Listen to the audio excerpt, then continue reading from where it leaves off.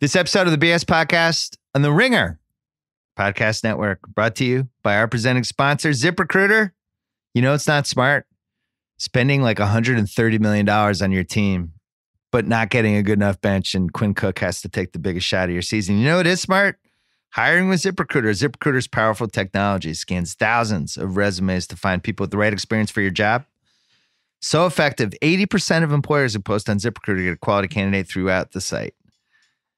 In just one day, my listeners can try it for free at ZipRecruiter.com/BS. ZipRecruiter, the smartest way to hire. Meanwhile, did I tell you about Grasshopper virtual phone system? If you're an entrepreneur, a small business owner, or even if you have a side gig, let me introduce you to it. Grasshopper lets you send and receive calls and texts from your new business phone number. That way, you can run your business anywhere and respond to clients quickly with Grasshopper's mobile apps. Grasshopper, sign up today. Here's what you do. Go to grasshopper.com/BS to get $20 off your first month. That is grasshopper.com/BS. Hey, theringer.com. We have some good stuff up there, including a really good piece from Katie Bakes, who had her second child recently. And her bond watching the Serena show on HBO and new mother Serena. It's really good. Mark Titus wrote about LeBron and what he means to Ohio. Might be LeBron's final Cavs game ever tonight. Who knows? And then on the Ringer Podcast Network, I'm on 2 extra podcasts this week. Dave Chang Show, episode 4, the pre-opening diaries. We pick up after the restaurant opened, about a month after, in Los Angeles, and was a delightfully surprising success, which if you listen to episode 3, we were not feeling that way maybe. Episode 4, it's like, wow, that actually worked. And a lot of what he saw the first couple of weeks, it's really interesting if you like restaurants and food and if you like Dave Chang. Congrats to Dave Chang and the Caps, by the way. Also, I was on the Rewatchables. We brought it back, a 20-episode season. We did The Social Network. Me, Chris Ryan, Sean Fennessy. It was awesome. Coming up, I'm going to talk to Chris Ryan from The Ringer about the NBA playoffs, and we're also going to talk to Johnny Knoxville, who has a new movie coming out. But first, Pearl Jam.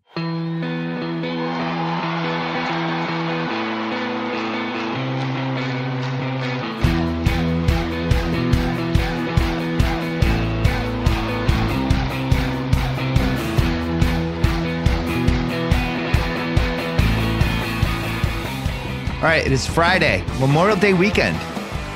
Lots going on.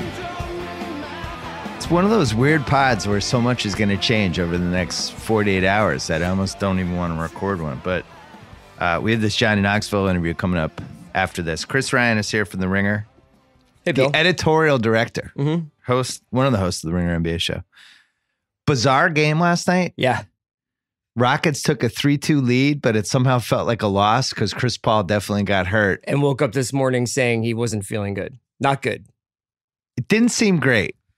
And I keep looking at that game and thinking like everything turned on that weird inadvertent whistle, which I still don't understand. It was definitely a travel. I don't understand why they can't review that. It was an awful call. It was a huge call. They get the ball back, but that's when Chris Paul misses.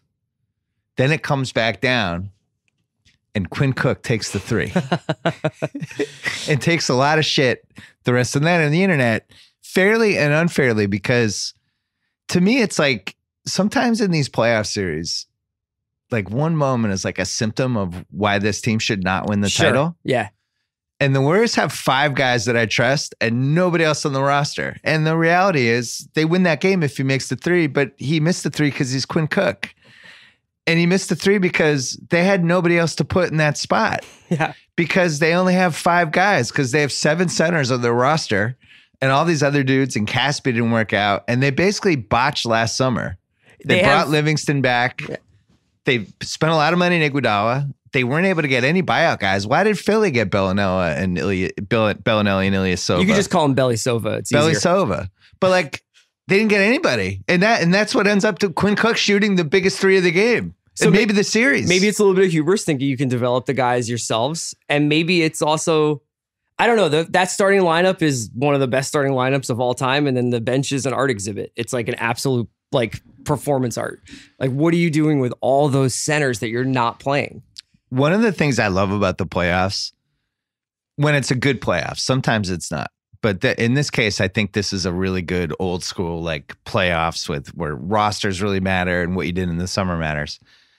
You basically, the number of guys you trust as the rounds go along dwindles. The Celtics are now at 7. Yeah. Like Stevens finally realized I can't play Semi Ojeleye anymore. I just can't. I have to go with these 7 guys. Much to Ty Lue's chagrin. Yeah, Ty Lue's like, wait a second. I don't plan for Semi Ojeleye. But that's it. They have 7 guys now. The Cavs, they can't even find 5. You know, they're throwing Jordan Clarkson out there in game 5 like he's going to do anything. And all of us were in the stand. I went to game 5. All of us were in the stands like, please keep shooting. He took 10 shots in 15 minutes. Great. Yeah. That means everyone else isn't shooting. I didn't want them to give the ball to Kevin Love that whole game. And it's like, please, Jordan Clarkson, you're feeling it. Go. Kevin Love feels more and more like a big Klay Thompson to me. Like everything he does is dependent on other players. They can never really like rely on him to create his own offense or to soak up pressure or anything like that. But when they post him up, it's successful every time. But they don't use him like that. I know. They don't use him like that. It's been Ty Lue's biggest mistake of the series is not realizing that Kevin Love kills the Celtics. And other than Al Horford, unless they put Morris on him, there's really not anybody on the team that can guard him. Yeah. The back to the Warriors-Rockets game, though. I've never seen the Warriors this discombobulated other than 2016 Game 7 finals. That last 6 minutes when they basically lost the title because he had to play Festus Ezeli, which is very similar to this Quinn Cook thing. And then they just couldn't get good shots. And they were trying to, and you know, the Rockets were getting a lot of credit for their defense, and rightly so. But I just thought the Warriors looked discombobulated. I don't think Curry, I don't even know if he's hurt or not. He's just not playing well.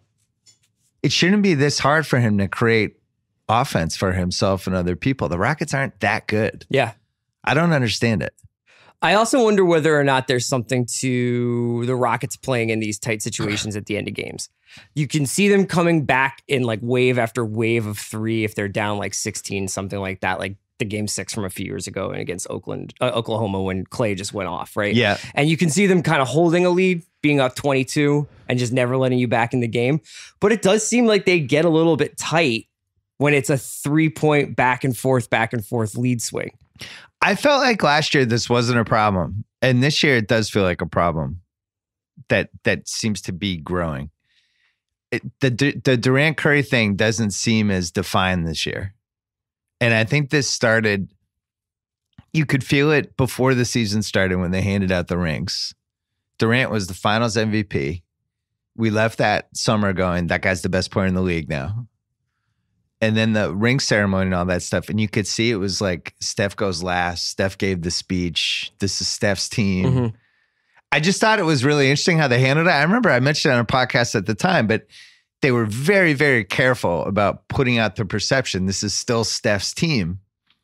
And you can kind of feel it this whole season. And then when things happen in the Rockets where like need a basket, it's like, well, it starts being that LeBron Wade 2011 thing. And I just didn't think that was an issue last year. Last year, it was like everything was seamless.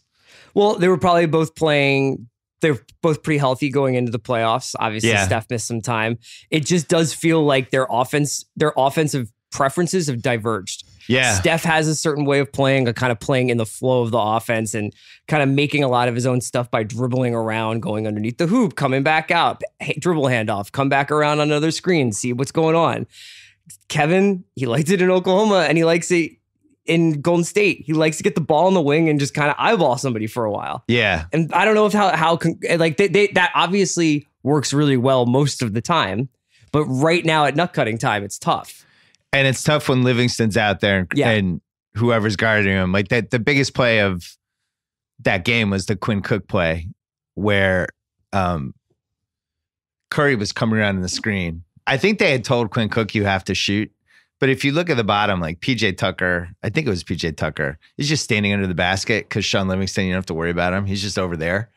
Yeah. And they don't have so they don't have the same spacing anymore. But in general, like there's been something off with this team all year. They play a great game. They'd let up the next game.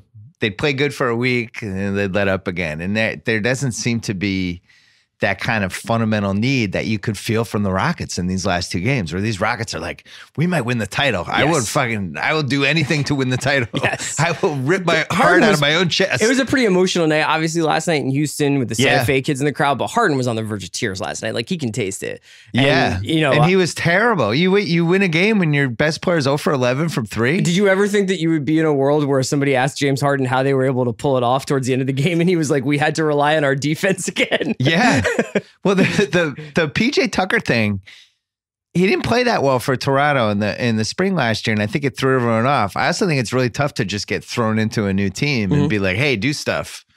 And he kind of threw everyone off the scent a little bit. JJ said on my podcast on Wednesday, JJ Redick, that he thought he was going there, and then Daryl pulled back the 4th year. Then Iguodala was there, but then all of a sudden they landed with PJ Tucker for I think like $8 or $9 million. And that's just a better fit for them, I think, than those other 2 guys. Can you talk a little bit historically, because I'm always interested in this part, about how hard it is to go for the 4th time? And, you know, LeBron's an alien. And in a lot of ways, LeBron is a great example of how hard it is to make one of these campaigns, because he just alienates and organizational fatigue and wears everybody down because of how driven he is to do it. But you're saying on and off. Is that a product of, it's been 4 years of this? It's like 100 games a year, you know? Like, it's, for me, it seems more like, unless you have that crazy alpha dog dude, it's just hard to keep summoning it. You know, it's like anything else. It's like when, you know, we've both been writing stuff for a long time, and you hit a point where you just know how to do it. And then the challenge becomes, all right, there's my empty Word document. All right, I got to write something. yeah. And sometimes it's not fun. And you could definitely feel that with the during the NBA season. But I do feel like JJ, when we talked about, is basketball harder to play now than it was 10 years ago? And he was like, absolutely. It is so much harder. There's so much more running, the threes and I really do wonder if the season's too long. And now that we're in this every other day mode, like, these games weren't good. Game 5 in Boston, I went to that one, was not a good basketball game. Yeah. And the Cavs looked gassed. The Celtics like completely fell apart in the second half. They just seemed, you know, and then they're playing again Friday night. And in the old days, it was fine. You play every other day. The Celtics and the Pistons, when they were playing in the 80s, they would play Saturday, Sunday, game 3, game 4, stuff like that. I think basketball's too hard now. And I think they're going to really have to figure out, you know, because what ends up happening is Chris Paul ends up getting hurt with a minute left in game 5, because that dude was going full speed 3 out of the last 5 nights. Like, he's like a football running back. You have the same problem in soccer, right? When they have the Champions League is going against the whatever. Those guys, and England specifically plays through the Christmas break, basically. In fact, they play more or less every 3 days during the Christmas break. Which is for soccer insane. Yeah. And then they play, not only do they play in Europe, but they have their domestic cup. So they'll be in upwards of 2 cups in like tournaments in England. And then what happens is, when they get to the World Cup in the summer, just dead. The English guys are always gassed. Now, they're also not as good, but there are usually a lot of questions about like whether they're just burned out from playing usually pretty high octane styles of football with their clubs. Like, so Liverpool and Tottenham, who supply a bunch of players to the English national team, play like Nolan Richardson, Arkansas style. You know, they're just like pressing and counter pressing. And you'll see when they get there, it's like, they're just not as like the Germans and the Spanish players and even the Brazilians. They're just, they have like a much more relaxed schedule if they're not playing in England. Do you have a World Cup sleeper for us, by the way? Are you saving this for Ringer FC? We have a bunch of those. I can give you it now. I mean, like a 40-1? So the hipster pick is Belgium. Oh, they'll lose. But they have a bad manager. Colombia.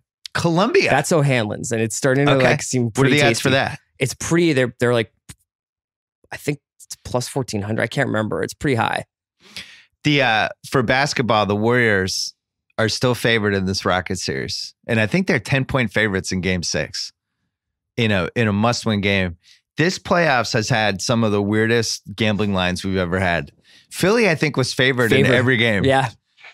of round 2. I didn't care for that. The game 5s the other night, the Celtics were favored by 1 and the Warriors were favored by 1. And I'm sure it's happened, but I just off the top of my head could not remember 2 -1 lines for game 5s.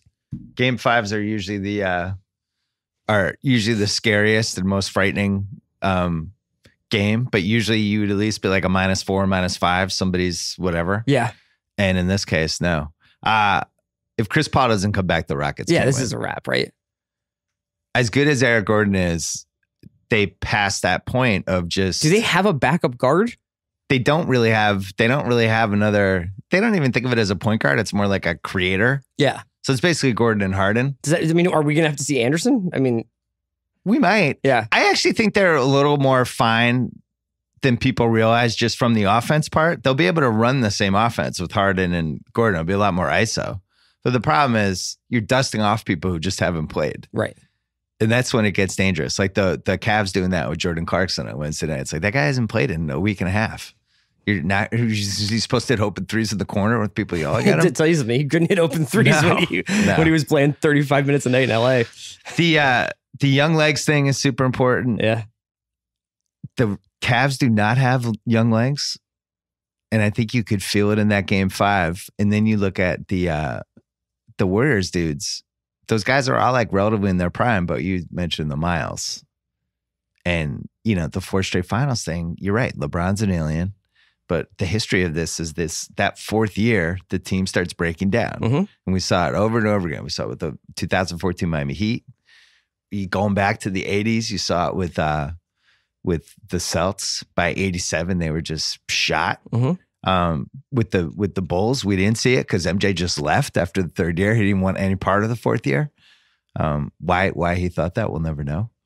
But it's hard to remember going into a weekend with 3-2. By the end of this weekend, we'll know who's in the finals. And you could tell me any of the 4 teams were going to win, and I would be like, okay, that makes sense. Nobody should buy their plane tickets or make their hotel reservations. Yeah, I have no idea who's going to win it. I think it could very well be Boston, Houston if Paul's hurt, or if it's just like LeBron just decides to, like, he's been saving it for the last 2 games to go after it in 6 and 7. Wouldn't surprise me either. The problem for them with LeBron is he can have his best game and they can still lose. Mm-hmm. And that's never happened before. Like in game 2, he was incredible. They lost by 13. He can't do it for 4 quarters. He can do it for like 3.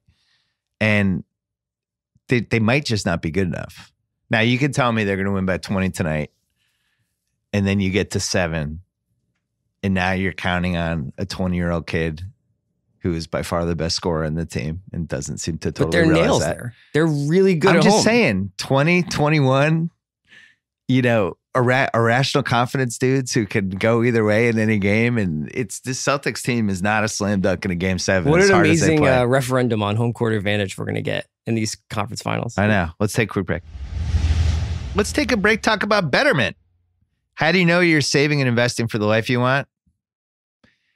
Are you confused by finances, big and small? Are you intimidated by the market? Well, Betterment, the world's largest online financial advisor, is here to change that. Its mission is to help customers make the most of their money by taking complex investing strategies and using technology to make them more efficient.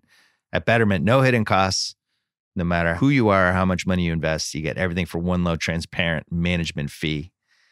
They make recommendations in clients' best interests as a fiduciary. They're not incentivized to recommend certain funds. They do not have investment products to sell that belong to them. They offer personalized advice and a suite of tools to help you know whether you're on track to hit your investing goals or get the retirement you want. I'm ready to retire. I'm tired.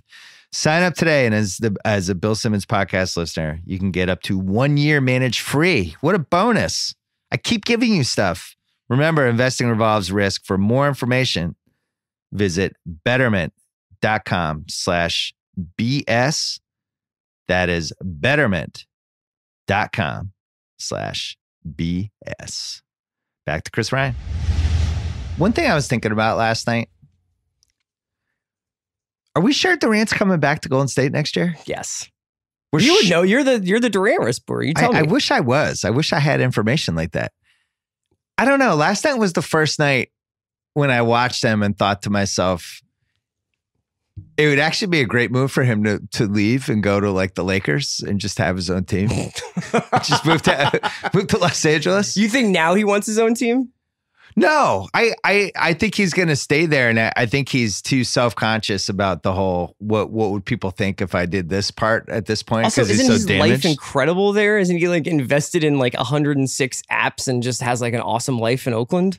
That's a big part of it, but I think he went there because he loves basketball and he wanted to be on a team where he could use all the basketball pieces of himself. And then you watch this series and you're like, oh, that's not really happening anymore, and I'm not positive this is the all-time best basketball situation for you. And I don't think Draymond's the same guy as he was 2 years ago. And I think that's been kind of the sleeping giant of this series. Verrier's been saying around our office, like the whole playoffs, is the only person who can beat the Warriors is Draymond. He killed them last night. But he's, as a three-point shooter, just isn't the same. The Rockets are clearly happy with him shooting whenever. Like, please, go ahead, keep taking shots. And he doesn't have the same confidence on that end. And defensively just isn't. He is still probably one of the 6-7 best defensive players in the league, but he's not dominant defensively like he was, and there's just something slightly different. Mm-hmm. And maybe it's the attrition of 4 years. If he had made that dunk, if he hadn't bricked that dunk. That was a big moment, though. Yeah, I know. It really was. And stuff like that happens and you think to yourself, file that one away. That's a moment. But I just wonder, will this Warriors team, let's say they lose. Let's say they lose this weekend. How do you bring this team back with all four when you can't really improve anyone around it? So who are the most likely candidates? Let's be realistic. Like Durant's not going to leave, right? So like, would it be that did Clay ever sign that? I would say there's almost a 0% chance KD would leave. But last night was the first night I was like, hey, I wonder if he would leave. I don't think he would leave to go to like Miami and start over again. You know what I mean? I think he wants to be playing for titles every year. And all the reasons why he said he wanted to go to Golden State are still in play. He wanted to play in this like elite basketball system with incredible players. Yeah. He wanted to like take advantage of all his skills as a player. And I don't think he really wants to have the burden of the entire franchise on his shoulders. And that's why Steph and Draymond are there. Could Clay be the guy then? Yeah, I think Clay or Draymond, it could be in play. I don't think that they would do it. I think Clay would be a nice Sixer. Dude, I'm bleeding out of my eyes for Klay Thompson on the Sixers. Sixers win the finals with Klay Thompson. I'm actually at a point, just as somebody who loves basketball, where I'd be all for that. For just a new team for Klay Thompson. Yeah. Because, I also think you really have a 4 to 6 year run as a great team. And then you just have to repeat the cycle. And I think that's the case for anything. This is year 4. They've had an awesome run. And you could even say it's year 5 because in 2014, that Clipper series was great. I really enjoyed that. But maybe something's going to have to change if they lose. My guess would be they'll change the coach and they'll do it in a really, really kind of respectful way where it's like he's going to do TV for a couple years and try to get himself right. But that would be my guess. And I think Clay would be the number 2 pick for what they do if they did it. I do not see them bringing back everybody next year if they lose. So you think that it's more likely that Kerr says, you know what, it's just too hard on me physically to do this 100 nights a year. Yeah. You know why I'll say that? Because I think it is. Yeah. I don't think he's the same guy. I think the last 3 years, I think he's fairly miserable physically. And he's been gutting through it. But I think he had much more fun in that first title season. And even then, his back was like a mess. Yeah. But you watch him, of all the coaches, he's the one who just seems like he is having the worst time. He looks like a president. You know those pictures of presidents when they come into the office, and with the exception of the current one, and it's like they look like this sort of young whippersnapper who can't wait to get after it. And then at the end, they just look like the old guy at the end of 2001 after Right. he's been through the Milky Way. That's what Kerr's starting to look like. And like as soon as he goes back down to San Diego and he'll be great. He'll be nice and tan. His back will be better. Right. Because I do think the stress of the stuff. In 3 years. Yeah. But I wonder if like the physical limitations that he has cost him game 4. Well, because there was a 3 seconds there when Durant made that weird pass to Clay. Bill, this is an amazing take. Thank you. Put this on First Take. And there's about 2.5 seconds there when the coach had to run onto the court and call timeout. But poor Steve Kerr has like the back surgery thing. You've just hit on a whole other untapped mine of sports writing, the physical condition of coaches and whether or not they're costing their teams win by not being able to leap out of their seat to call a timeout. I'll tell you who would have been out there, Brad Stevens. Yes! He would have been right out there. Timeout! You wonder why Brad Stevens is doing sprints every morning? Listen, it's an advantage. Physical fitness is an advantage. Yeah. No, but I think Stevens absolutely, 100%, I've watched him for 5 years, would have called timeout the moment it became clear Clay didn't have a shot. He's done that. He's done that time and time again. I've never seen anybody in my life be able to recognize this is going wrong faster than he does and just be boom and he's out. But that was a big play. And right now, it reminds me of the Philly-Boston series where it's like the Philly-Boston series came down to 6 plays. Yeah. This series really came down to 2 plays, is them not getting a good shot on that play. And then I guess the Quinn Cook shot, maybe Curry. That Curry shot was terrible to win the game. Was that the shot you want? The running full speed, whip off the backboard, 15-footer? How is that their best shot? This is the most important play of your whole season, basically. That was the shot. And then with 7 seconds left, the best they could do is Draymond running full speed, like with the ball bouncing off his knee. So let me ask you this, because I think you were talking about this with Zach, but you've been talking about this throughout the playoffs, is this sort of like the series chess match and the way guys distribute their energy in different games. If you're Houston, I would toss it. Do you even play Paul? I would not play him. Do you even like put him in, like, do you even put him on a plane? I would not play him. I would actually try to emulate, I'm going way back here, the Lakers going into Philly for game 6, 1980. Kareem's not even on the plane. Yeah. It's like, he's not here. Don't think about him. Don't even look at him. This is our team for this game. And then Magic does what Magic does, and Jamal Wilkes at 37. I would do the weird kind of throwing away the game, not really move of shooting like 55 threes. Yeah. It's just like Gerald Green, tonight's the night, baby. Add some extra bullets to your holster. And by the way, Gerald Green, another guy the Warriors should have signed. And I personally knew Gerald Green was good because he was awesome on the Celtics last year, and he was like the most popular dude in that locker room. And he wasn't even on a team until December, and yet they had JaVale McGee and Zaza and all these fucking dudes who don't play. Yeah, like why not have like roll the dice with Gerald Green? That was weird. Yeah, but yeah, I think the Rockets. How many threes a game are they shooting in this series? Close to. They want to be shooting 40, right? I think we could see like 52. I would go fast pace, ton of threes, make it a weird, chaotic, stupid game, and hope it goes your way. And if not, you punt. And then game 7, go back to slow it down. Yeah. Like, what did the Warriors get 72 shots last night? Yeah. That's crazy. That's crazy. It is funny, though. Like, we thought this Warriors team was so invincible. And to watch PJ Tucker, Trevor Ariza, Chris Paul, James Harden, and Eric Gordon look like the fucking 96 Bulls on defense. I was not expecting that. They play, and I just never would have thought that the Rockets would be in a series where they got Capella played off the floor. You know, I never thought that they would be like, we have this whole other look for you with PJ at the 5, because I just didn't think they had it in their back pocket. I think one thing I remembered as this playoffs went along is you have your regular season team and your playoff team. I think it's great to have Capella and Gobert and all these guys. What's wild is those playoff teams can sometimes define your regular season teams to come. And that's what happened in the lineup of death, right? Yeah, but you can't play the lineup of death for 7 straight months. But it's why maybe you're like, maybe we can just get by with Zaza or JaVale. Yeah. Because we know what we're going to look like in the postseason. I think the Celtics, tonight is a close game. That's the only prediction I'll make. I think it will come down to the last few minutes. I think the young legs are going to matter tonight in a good way. Mm-hmm. And unless Kevin Love is the swing guy for the Cavs, if he just has an awesome game, like I think they could win by 10 or more. But they need to get like 65 points from him and LeBron. Because I think this Celtics team defensively has figured out what to do. I can see it. I could see it on Wednesday. Like they finally figured out the switches. Tatum played the best 2-way game I've ever seen him play. And there's still so much more there. But the way he was switching on Wednesday night with him and Brown, it was staggering. I couldn't believe it. Tatum's like been in the league for 7 months, and he just instinctively know. Oh, I'll go. Oh, you know. It's like people don't realize how hard that is. But anyway, I think tonight's going to be close. I think the Rockets punt on game 6, but might still win it anyway if they go like 22 for 50 from 3.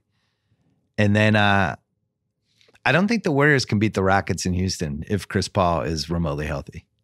No. But if he isn't healthy, I don't think the Rockets have enough guys. So it's all in a hamstring then. Can we talk about All-NBA for 1 second and then we'll go? Sure. I felt pretty good about my picks for the most part. Did you have DeRozan over Dame? Who? Did you have DeRozan over Dame? No. In fact, I had DeRozan on the third team. I had Oladipo over DeRozan.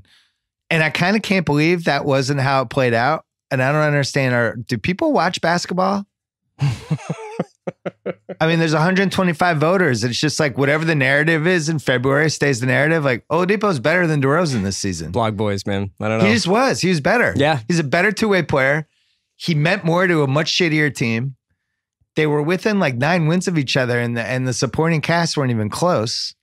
And it was no contest to me. I didn't understand it. His stats were better, but it's funny. Like Toronto is bitches about, nobody with Toronto. It's like people actually do pay attention to Toronto. You know, they don't pay attention to Indiana. So that was crazy.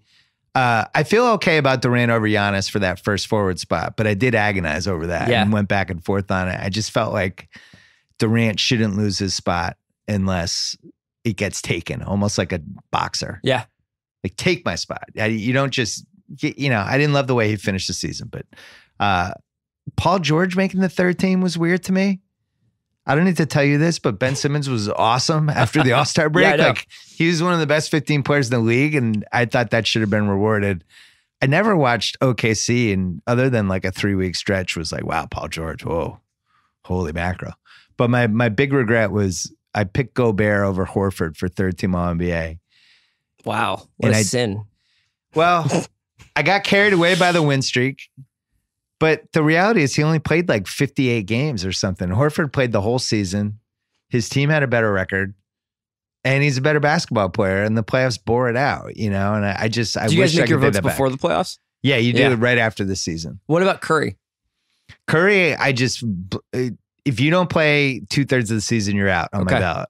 So it's like about 57, 58 games is the 50, 56 maybe, 57. And if you're below there, unless there are no options, I can't vote for you. I was shocked. I'd have to have somebody look this up. I've never seen anybody make an All-NBA team playing less games. He only played 51 games, and he got hurt. He really played 50. He got hurt in the 51st game pretty early. If you could redo your vote today, would Smart replace Damian Lillard? Dame Lillard, I'm fine with that. Intangibles, all intangibles team. The problem is they do. You have to vote for 2 guards.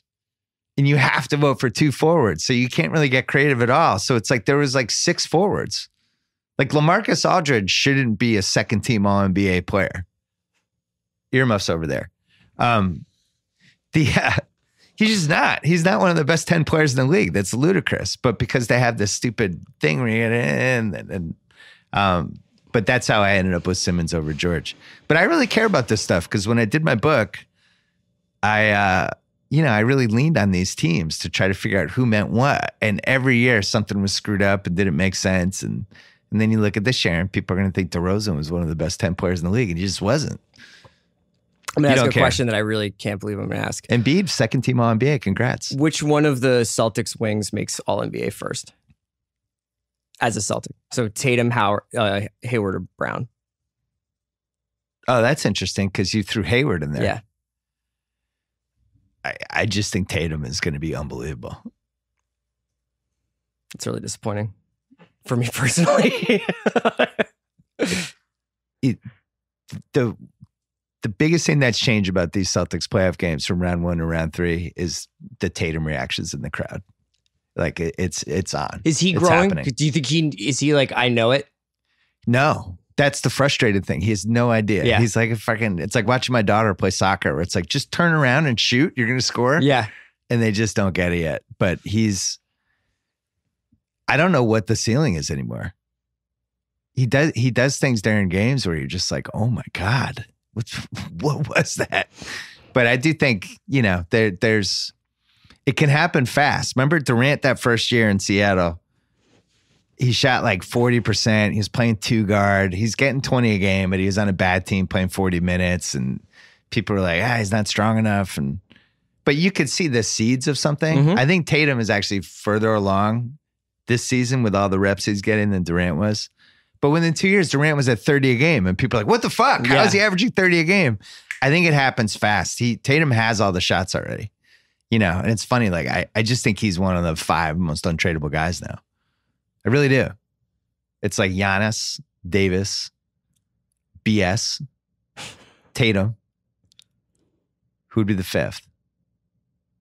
I mean, then you get older and you go with the LeBron Durant guys. But who?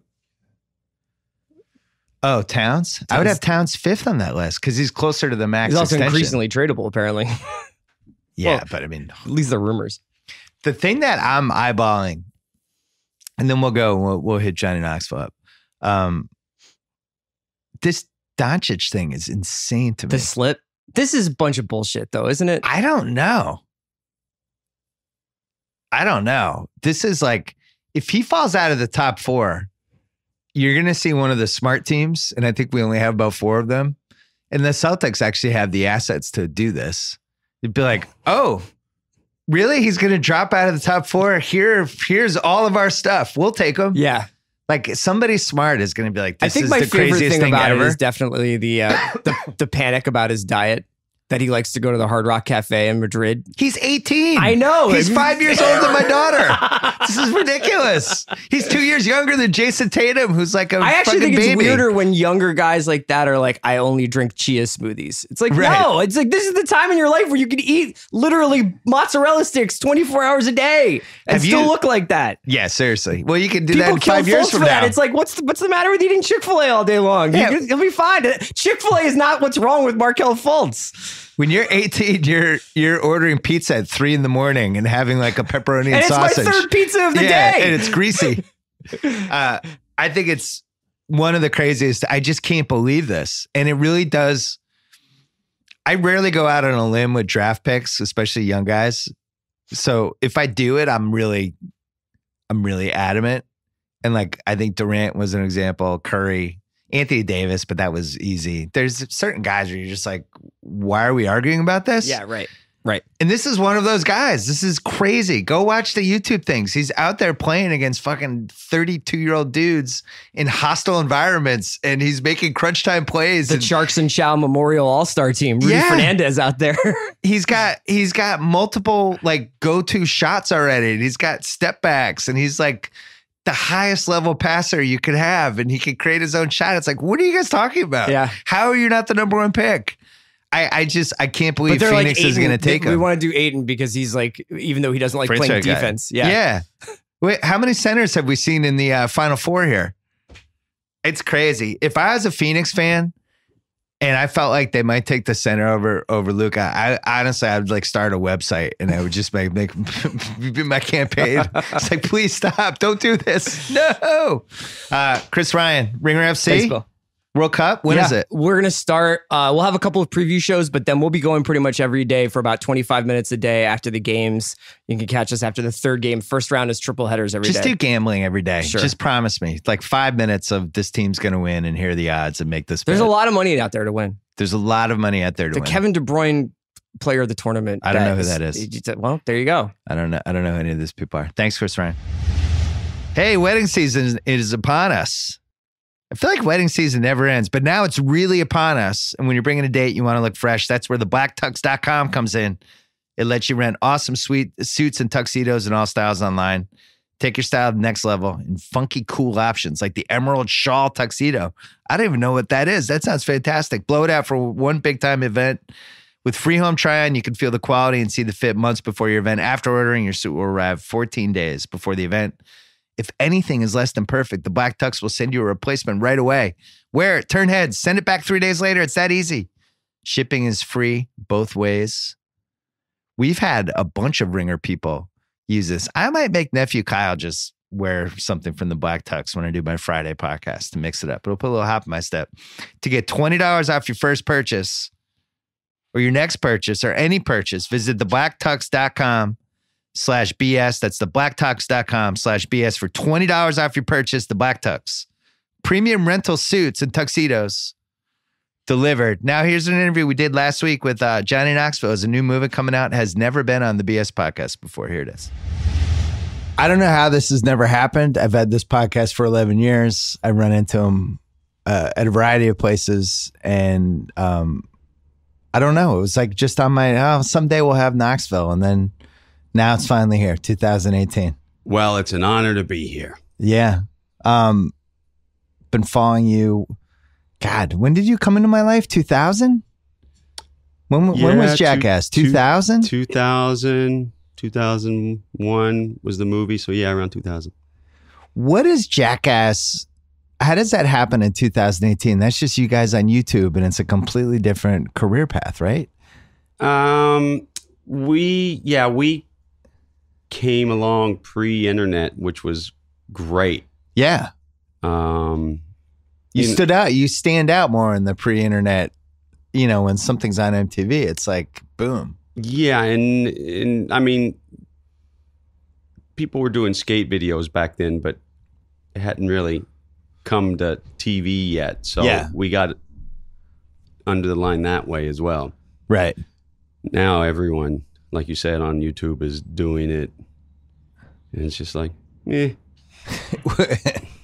If YouTube had existed back then, do you think 3-4 years earlier you're doing that stuff? When do you think it would have started under the internet structure we have now?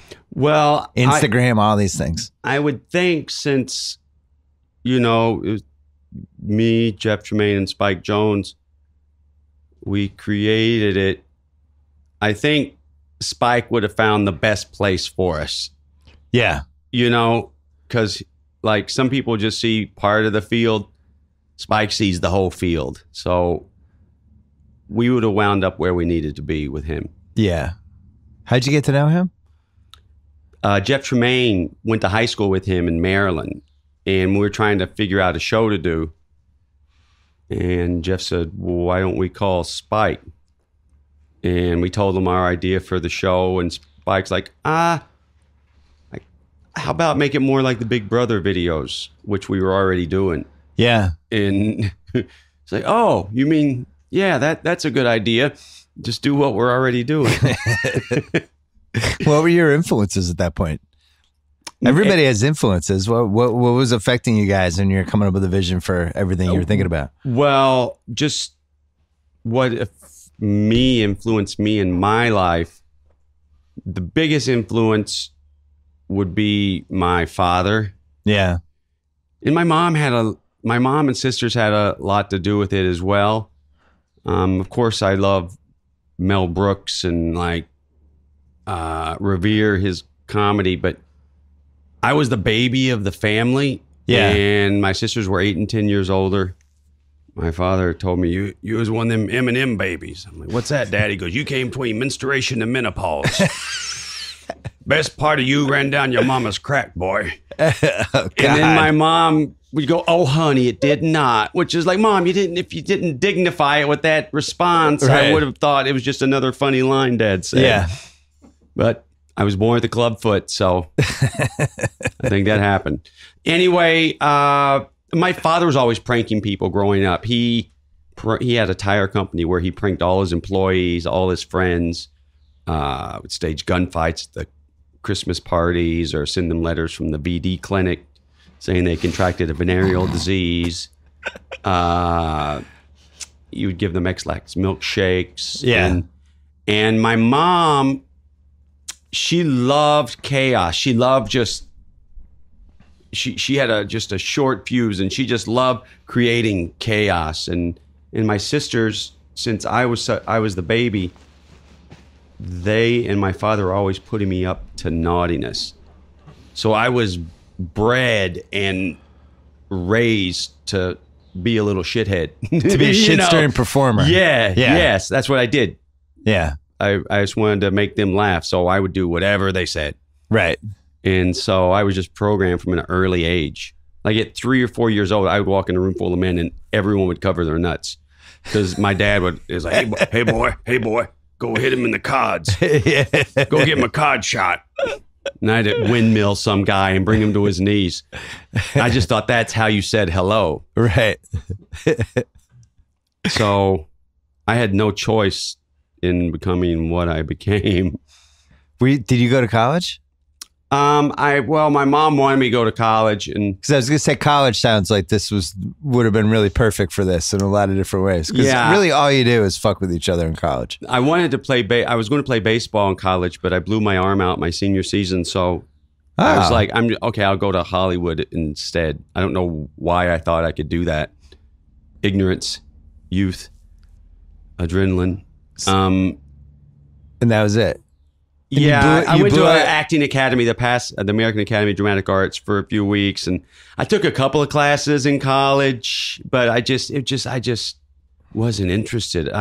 After 7th grade, when puberty hit, I threw my protractor away. Yeah. I only went to school for social reasons. Up until then, I had been a good student, made straight A's, but as soon as I turned 13, I'm like, what am I doing? I don't care about any of this. Which is a terrible way to look at it, kids. What was your baseball injury? My elbow. Just blew out my elbow. Was it one of the top 8 injuries you've ever had? Probably not. No. Considering what happened after. It's probably a walk in the park, like having Tommy John surgery. Yeah, which I have to have. I was supposed to already had it. Yeah. But my son, I helped coach my son's little league team, and it's the players pitch to each other, but if it gets to 4 balls, the coaches come in and pitch, and I pitch to the team, and also I want to be able to throw with my kid, and the season's almost over. They're in the championship. So now you're doing Tommy John just to be able to pitch to the kids?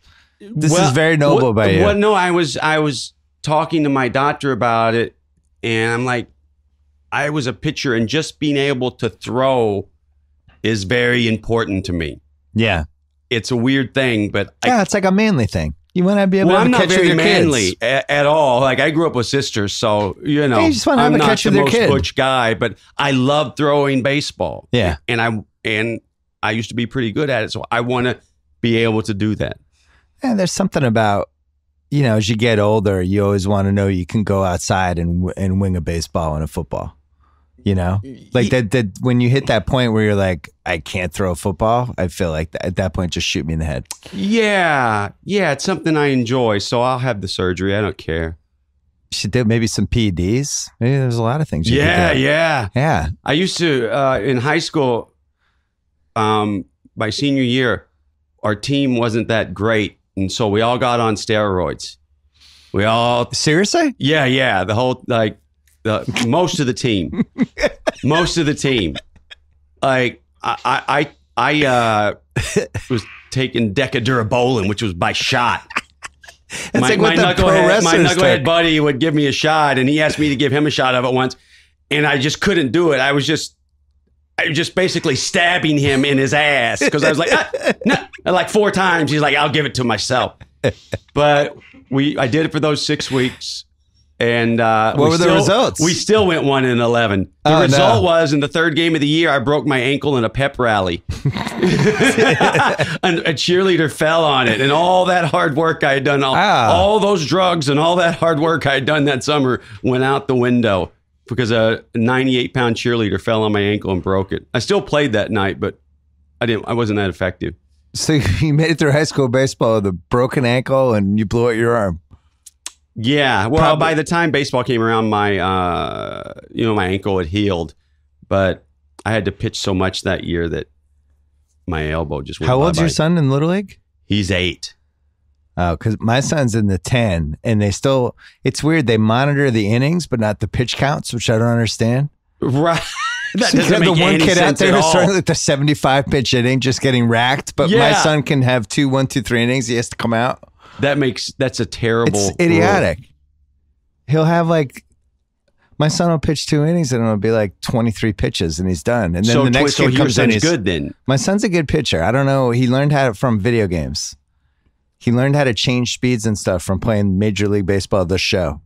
Because if he's having I don't totally understand. 23 pitch inning, He was ripping them through. He's getting it done. Yeah, he's had some 9 pitch innings and some 11 pitch innings. But they're 10-year-olds, you know, it's like they swing at everything. And at that age, it's just important just to get the ball over the plate. Because so many games are won just by walking and walking and walking. Right. So I tell him, like, you know, everybody's going to say it doesn't matter who wins or loses. And it's just you getting better and being on a team. I'm like, it matters to me who wins. I want you to know that. When you lose, it hurts my feelings and it makes me think less of you. Do you want to have dinner tonight? Do you like eating? Do you like having a roof? Wait, so late 90s, where are you at this point in your life? You're 90s, in LA? Late 90s. I'm just turned the corner of being into my middle to late 20s. I have a 1-year-old daughter. I've been writing for magazines for a couple of years, and I'm doing commercials. Is that how you make money? Commercials? In the late 90s, yeah.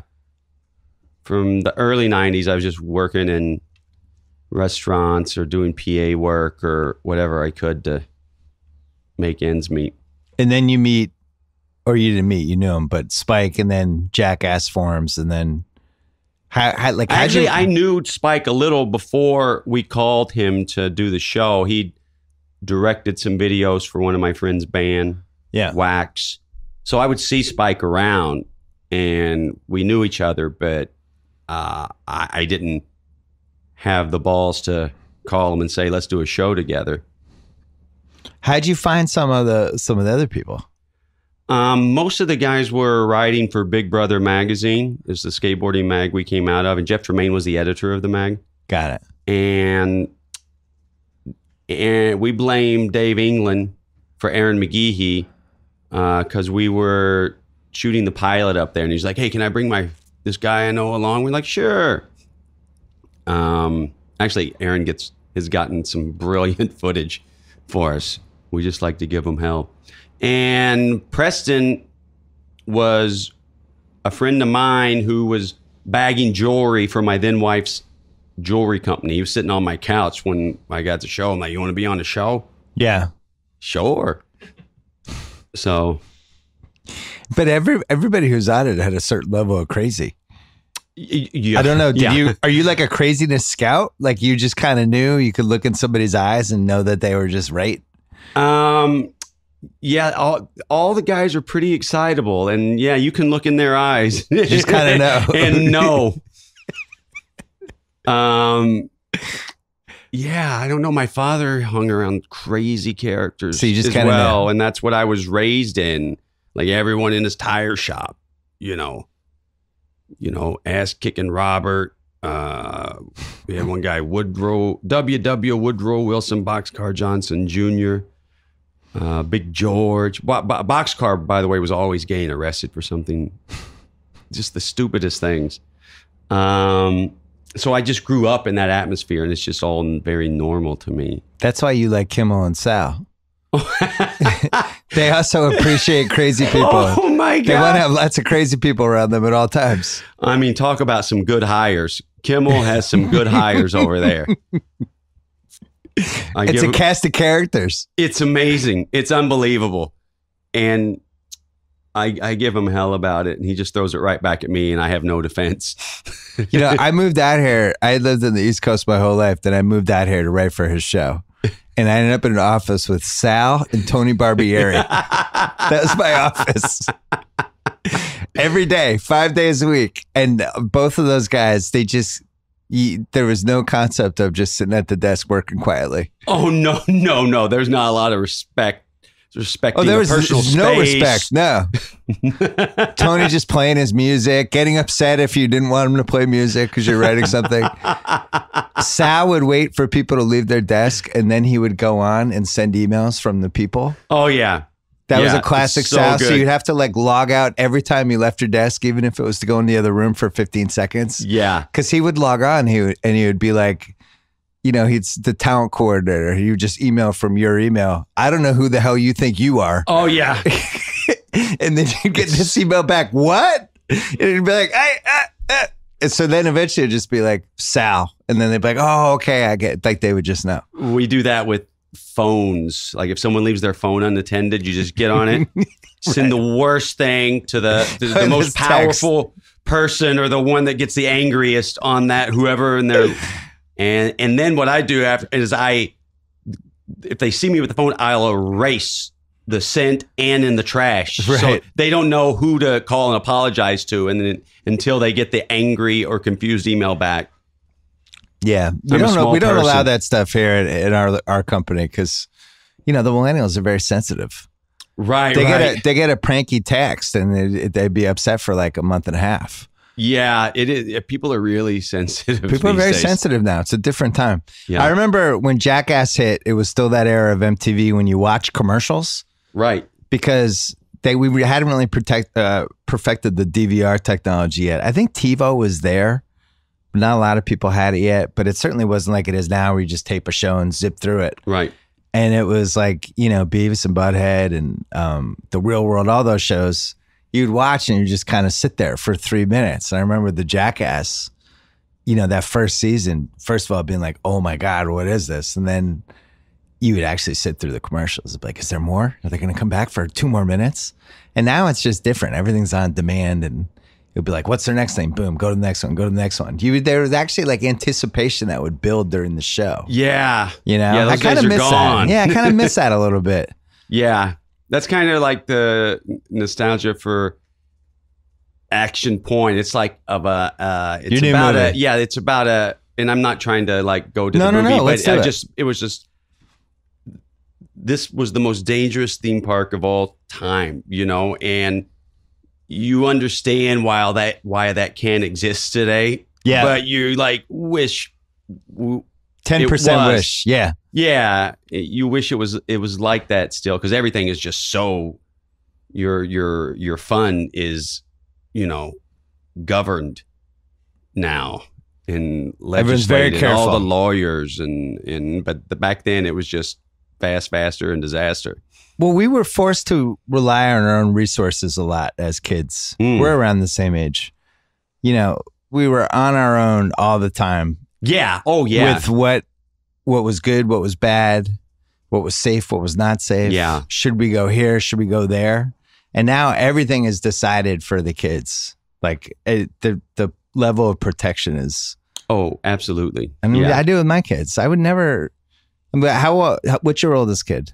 I have a 6, 8, and 22-year-old. She's about to graduate. The 22-year-old, you probably let them do their. No, like I was like with as far as safety goes with my kids, I'm a total helicopter parent. Yeah. Like if they're climbing on something, I'm right under them in case they fall. But my wife says like for safety things, you're like so overprotective. But if they do say something naughty, then you don't do that much. So what's the right age to watch Jackass in your opinion? Well, that's another thing. With my daughter, she was like 4 when the TV show came out, and she never got to see a full movie until Jackass 3D when she was 14. And even then, she sat next to me and I had a piece of paper and I said, some places I ask you to cover your eyes or cover your ears or both. And so even then she was monitored. And especially with my boy, he's excitable like my father. So right. He doesn't really, they don't really know what I do. Rocco, they did both come into the office and they saw a picture of me getting run over by a buffalo. And I was like, I remember that one. Shit, I should have put that away. And, right. And I was like, oh, that was just Daddy having fun with his friends at work. And, Daddy having fun with his buffalo. Yeah. So but then the other day, the trailer for the movie comes on and I just froze. I was like, oh no. Because it's the first time Rocco had seen What's his dad? He's going to want to watch it. And I just froze. I didn't, I was like, don't do any of that. So. My kid was 6. We just let it happen. Yeah. Needless to say, it was in his wheelhouse. It's completely in Rocco's wheelhouse, so much though that you get concerned. Oh yeah, because he's just. I see a lot of myself in him, and so I'm trying to. Well, you're 50% him. That's why I think one of the reasons. Yeah. So trying to keep him in the middle of the road. Well, not in the middle of the road. I guess best if you walk to one side or the other. I think when that show really hit, it was still pre-internet. Now everybody has a place to go on the internet. They go on their message board community or their blog, or they follow people on Twitter that think like them. And they go in their little YouTube, like all these different pockets where it's like, oh, I'm part of this community. I'm part of here. And even as late as 2000, we just didn't have that as much. And it was like, this group of friends. I felt like they were my friends, even though I didn't know any of them. I think a lot of people felt that way. And I think that's harder to achieve now in 2018, where it's like, here's this group. I just wish I was part of this group, but I'm not. So I'm going to live vicariously through them. Yeah. And it's just sit around, just instead of doing things, you just look at other people doing things. Yeah. When did that start? I guess maybe this century. Maybe might even start with you guys. Well, I mean, just like whether it's Instagram, Twitter, everyone's just looking at their phone or computers all the time of people doing exciting or objectional or weird things. What about the video games when they watch other people playing a video game? That part blew me away. Are there, that's a thing? That's a thing. There's a whole thing called Twitch. There's a whole channel where you can watch people and you can see their little faces. Well, I mean, we watched golf growing up. It's basically the same thing. You know? It's just as boring as watching someone play video games. I would just rather play video games than watch somebody play video games. But yeah, absolutely. If I had the choice. Yeah. So when Jackass hit, you guys had didn't you had unfavorable contracts? Or it became... Well, MTV, the TV show, MTV is notorious for... It wasn't worth it to keep doing it. It wasn't unfavorable contracts, which led to the downfall of the TV show. It was basically the same... We took the same storyline that killed Jackass, the TV show, and applied it to Action Point. The lawyers came in and made it too hard for us to do what we wanted to do. Oh, really? Because we had some copycat incidents, which were, that we hated that. I hated that. But then it was an election year, and Washington came down on Joseph Lieberman, came down on MTV, the show, me personally. It was like he was being tough on Hollywood. I remember. I vaguely remember all that. the real problems, but yeah. But it just, they put all these like people on the show. They were getting squeezed, so we got squeezed. And I was only on the air 9 months, and I quit because like there was things. Oh, you guys can't jump off anything higher than 4 feet. I'm like, how the hell do we do a show? Right. I'm like, I can't do this, and so I quit. And then when I quit. But it was better to do the movie, right? The shit hit the fan for a while because I didn't even look at any contracts or anything. I just quit. I just gave an interview to my hometown newspaper and said, I quit. And, but eventually out of that came the first movie. I like when lawmakers get bent out of shape about a show like Jackass instead of like fixing homelessness or something. Right. That's exactly what it is. Let's concentrate on this. The copycat Jackass people. There's no, consequence of attacking Hollywood and getting pious. It's so. So at what point with your body were you like, wow, this is becoming tough for me physically to do a show like this? I never really gave it much thought. Because I always felt like you were like a football player, like a free safety or something. Oh, if I only had that much speed. The club-footed tight end. After I got injured on Action Point more than I have on any Really? on any film I've ever done. Just think because you're older, No, or the stunts were tougher. all my stunts are designed to fail. You know, Yeah. they always have been, and boy, did I fail in this movie. And I set them up, so I hate doing stunts twice, especially if you're going to get worked. Yeah. So I designed them to end as a big of disaster as possible. And yeah, by the end of this film, it had really caught up with me.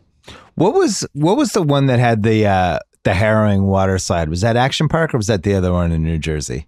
The what water slide? One of them had the harrowing water slide that they would never allow anymore, where it actually felt like you were falling to your death. Oh, I don't remember One of them in the New Jersey. herring water slide when reading about Action Park. Maybe though. No, I think maybe it was a competitor. What was the crazy one at Action Park?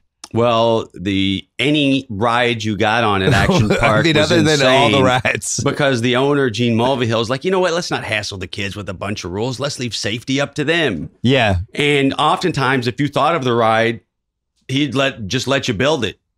It didn't matter if you were 15 or 16 or had been smoking a left-handed cigarette, maybe half in the bag on booze. You're like, hey, there's some nails and hammer. So it was literally, you were taking matters into your own hands. Yeah, they were famous for like you had to be 4'8" to go on the ride, but well, he's 3'8". Is that good? Yeah, it's close enough. Well, yeah, all the people running the rides were teenagers, and they were so let him in. stoned. They didn't care. It was like you were in charge of the fun at Action Park. That was their motto. That's what was in the commercials. Did you control the fun? Did you do research for like some of the craziest, most awful things that happened there? Yeah, but we didn't include the most awful things in the film. Right. But there must have been some bad ones, right? Oh yeah, like roller coasters just coming off the track, and I don't know. Remember any roller coasters coming off the track? But it's just every little thing's so funny. Like the water was so like first of all, disgusting. like on the Tarzan swing, the water was so cold. Like I think some people maybe had a heart attack just diving in the water because it was so cold. And then like the other water rides, it was so like girls would often come away with yeast infections because the water was so dirty. Oh yeah, it's just like babies shitting in the water. Yeah, and them never cleaning it for 5 years. The hell with chlorine. Yeah, it was rough. Those are weird times, but pretty rampant pot use though too, and around every corner at those parks too. It probably built up your immune system going to Action Park in a lot of different ways. Yeah. If you made it out of there, you were tougher, stronger, healthier. It's like when people go on the safaris and they have to get all the shots. Yeah. You have to get shots to go to Action Park. No, it's usually after you went, you had to go get shots to undo the damage of it. Let's take a quick break to talk about Flea Flicker. It's almost June. You know what that means? The fantasy magazines are starting to come out. We're a couple months away. It's official. Being your fantasy league's commissioner can be a nightmare. Just ask Sean Yu, who Mally Rubin is still feuding with because of the Ringer football draft. It's impossible to coordinate the draft. There's always that one guy who forgets to set his keepers, or in Sean Yu's case, forgets to order the pizza.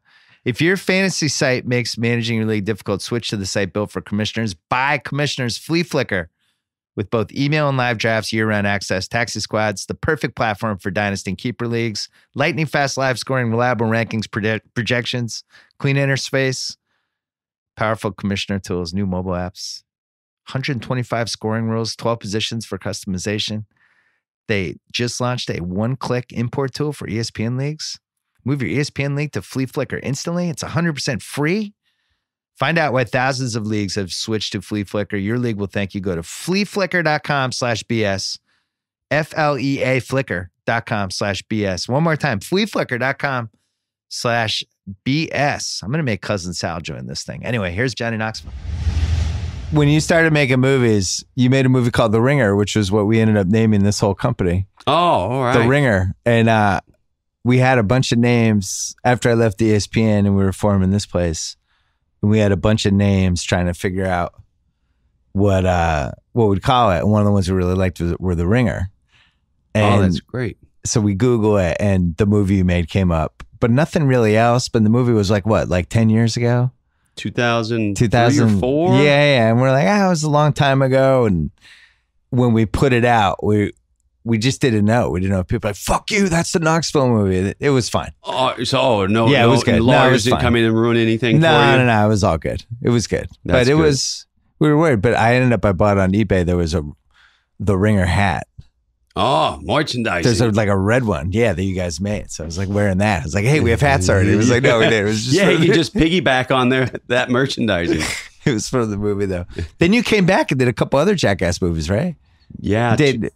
We've done 3 or 4. I can't remember. 3, 2006 and 2010. And then after that, unfortunately, we they did were on Grandpa. Netflix or Amazon or one of those. So my son was banging them out without us knowing for a What's while. that?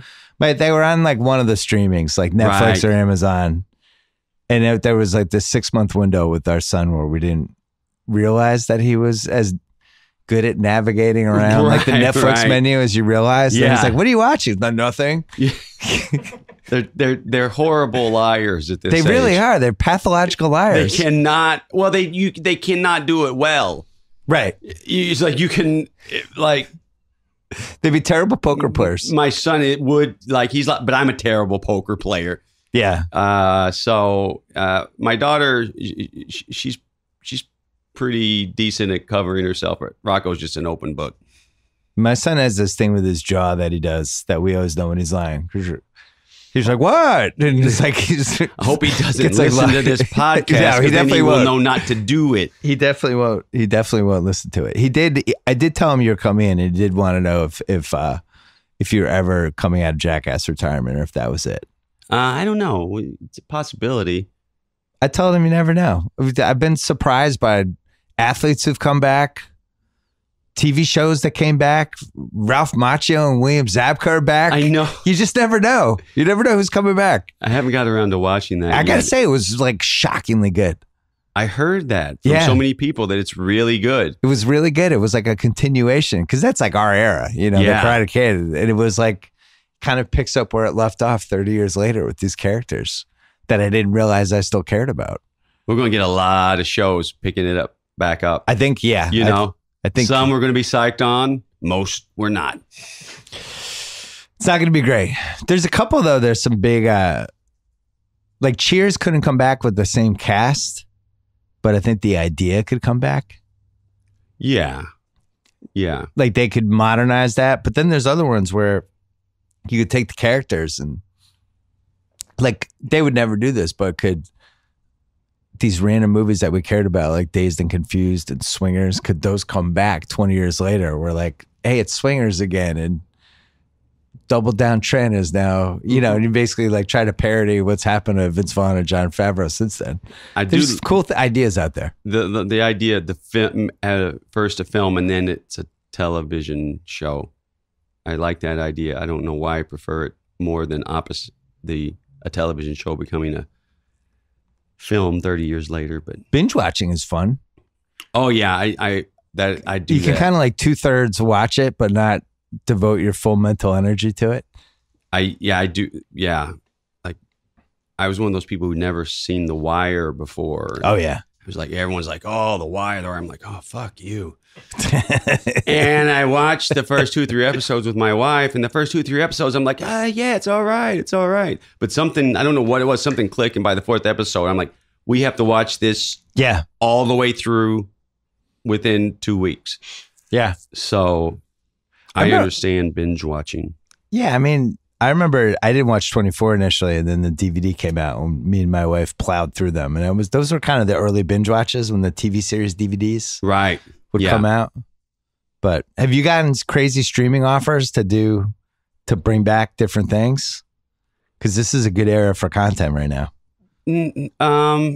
Well, the things they want me to bring back is like another Jackass or another Bad Grandpa, and that Yeah. would just be, Paramount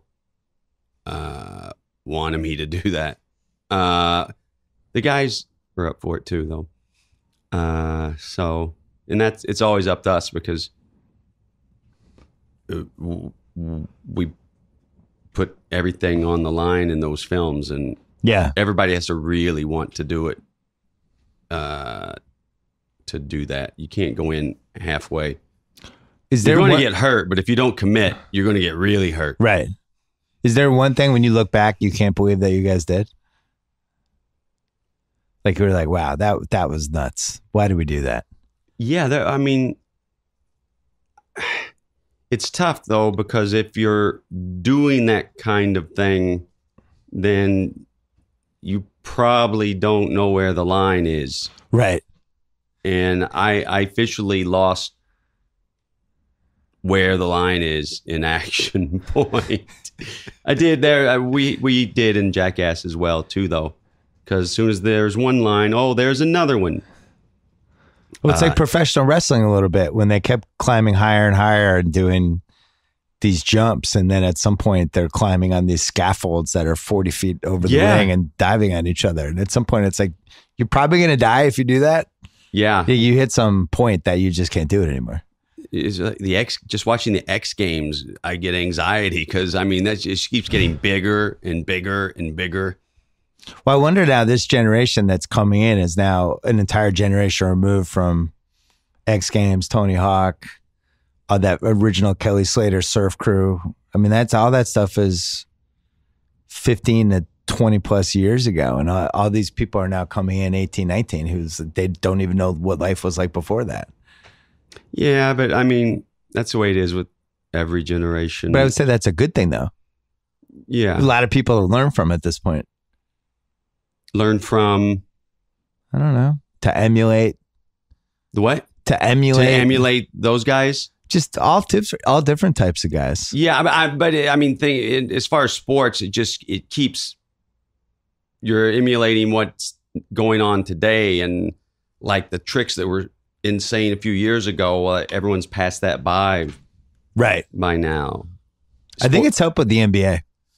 What's that? I think it's helped in the NBA because the young guys that have come in now really know how to handle their business and work hard. And the reason, because they've been watching how this LeBron generation has kind of handled their business and how seriously they take everything.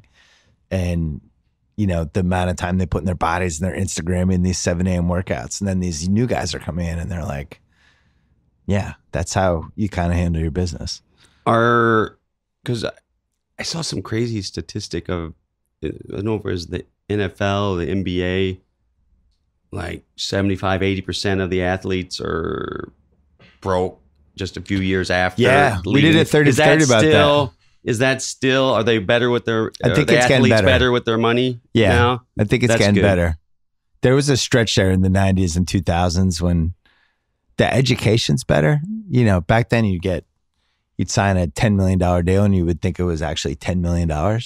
Yeah, you don't realize that the government's going to take 40%. You do the math, takes and 10%. If you got a manager, a business manager, you're walking away with like 34 cents on a dollar. Yeah, and they thought it was 100 cents. So they'd sign a 4-year, $16 million deal, and they'd be like, I'm buying an $8 million house. Right. And I'll get $2 million cars. And then it's like, yeah, that's not, it's tough, that math's not going to work. It's tough. Nothing has prepared you for that.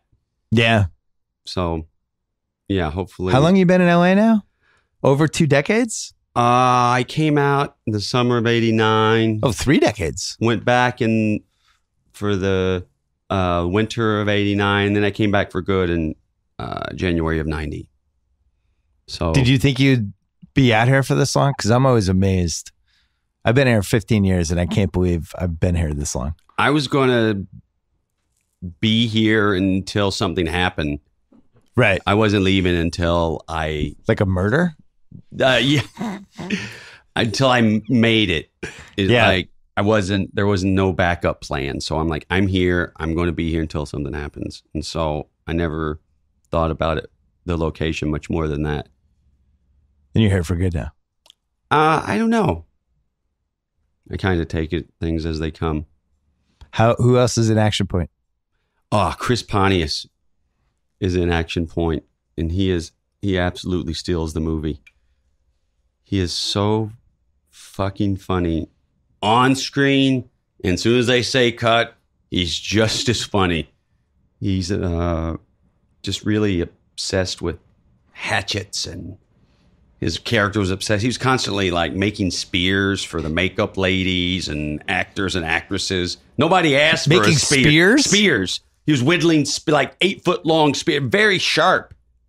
And he would give these long spears to the makeup ladies, and they didn't know what to say, but because he's so sweet, everyone was very touched. Yeah. But anyone else gave them a spear, they would think he's a lunatic. But not Pontius. He can get away with so much. I didn't know people could give out spears. Yeah. But yeah, there's a lot of great And when's it come out? comedians. June 1st. June 1st. Yes. Trying to think. Oh, the finals start the day before. This is perfect. Yeah. You want to threaten any other movies? Nah. Talk shit to the other movies? Nah, I'm not much of a shit talker. Well, they can't hear anyway. Yeah, fuck them. I will see you. Where's your kid play Little League Baseball? In not too far from here. We're in the Wilshire one. Yeah. I was gonna say I might see you at the park. Yeah, no, we're on the other side of town. Is your league a really competitive league? Yeah. It'll get probably next year. Probably 11 is when it picks up. Yeah, the one he's in they're a little competitive, but it's pretty chill. I figure, but he's only 8, so I didn't want it to be. There are competitive leagues for 8, but I didn't want him in those. Because he's just gaining his confidence, and he doesn't need to be in a high stress. Baseball, you can't get too inside your head with baseball because it's all most of the game is mental. So I want him to have fun, and eventually he'll go to the competitive leagues. It's an interesting parent sport because you're there for like 2+ hours on those metal benches. There's no back support. You're sitting there. Yeah. Your kid might not do anything for 45 minutes. Yeah. Kind of watching balls and wild pitches, and then something good will happen. You're like, I'm glad I'm here. Yeah, that's why I like coaching, because then be first base coach. I do. I am the first base coach, and I also pitch to the kids when. Yeah. So there's not much sitting around at all. All right. Action point. June 1st. Yes. June 1st. You gave your body for this one. Oh boy, did I. Are you okay? Are you all right physically? Yeah. I recovered. Okay. My neurologist said my brain reset itself after all the concussions. So that's good. How many concussions have you had? You probably don't even know. In this movie, I had 4, but in the movie or when you were filming? Shooting the movie, I got 4 concussions. Oh no! And I had probably around 16 my whole career. Oh God. Yeah. Whoops. Didn't know. We didn't know back then. No, we didn't. We didn't know. Good luck with Action Point. I'm excited to see it. Thank you. Thanks for coming on. Thanks for having me. All right. Thanks so much to ZipRecruiter. Don't forget to check them out at ZipRecruiter.com/BS. Thanks to Hotel Tonight. They partner with awesome hotels to help them sell their unsold rooms, which means you get amazing deals, 10 seconds, 3 taps, and a swipe. They only show you the best deals at the best hotels. Perfect whether you're a planner or like to leave things at the very last minute. Like me, I might be using Hotel Tonight this weekend. Soccer. My life never ends. Hotel Tonight's HT Perks program makes it the more you book, the better the deals get. Start scoring amazing deals at incredible hotels. Download the Hotel Tonight app right now. And I told you about Grasshopper, but let's tell you again. If you're an entrepreneur, a small business owner, you have a side gig, whatever, let me introduce you to Grasshopper, the entrepreneur's phone system. Lets you send and recall calls and texts from your new business phone number. Run your business from anywhere. Respond to clients quickly with Grasshopper's mobile apps. Sign up today, grasshopper.com/BS. You get $20 off your first month. If you're bored for podcasts this weekend, I am on the Dave Chang Show, episode 4, pre-opening diaries. I am on the Rewatchables, the social network. We are taping another one today. Training Day. Turns out Training Day is a really good movie. I didn't realize that. Oh, wait, I've known that for the last 18 years. It's awesome. We're taping that today. It's going up next week. The BS podcast will be back. My guess is Tuesday. Unless something so crazy happens over the weekend that I call nephew Kyle and I pull him out of the dark room or whatever bar he is at on Sunday night. Frolic Room. The Frolic Room, maybe. I pull him out of one of his bars and I tell him, we have to tape tonight. That's in play. You never know. Enjoy the weekend. Go Celtics.